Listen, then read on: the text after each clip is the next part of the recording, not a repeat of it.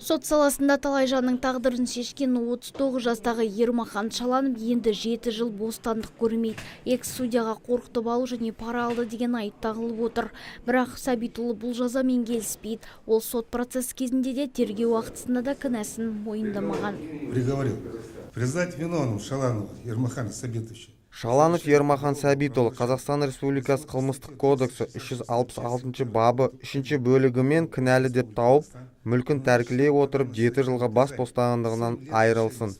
Сондай-ақ белгілі бір лауазымды атқару немесе белгілі бір қызметпен айналысу құқығынан өмір бойы айырылсын. Сотталушыға тағайындалған жазамен экс-судьяның өзі ғана емес, туыстары да келіспейді. Кінәсіз адамды жазықсыз түрмеге қамаған үшін аян қалмаймыз деп отыр. Тіпті апелляциялық шағымда түсірмек. Олардың айтуынша жоғарыда отырған азаматтар бұл қылмысты әдейі ұйымдастырған. Ана тергеуде берген жауабы куәгерлердің басқа, мына жерде берген, сотта берген жауабы ешқайсысына сәйкес келмей тұр. Сот әділ үкім шығарған жоқ. Ешқайсысын неде мойындаған жоқ куәгерлердің. Бергендерін ешқайсы айтқан жоқ. Ешқандай факты жоқ. Бұл беріп отыр. Мұны жоғары сотқа берем мен. Қасақана істеп отыр, әдейі істеп отыр. Әдейі істеп отыр. Бұның бәрі не?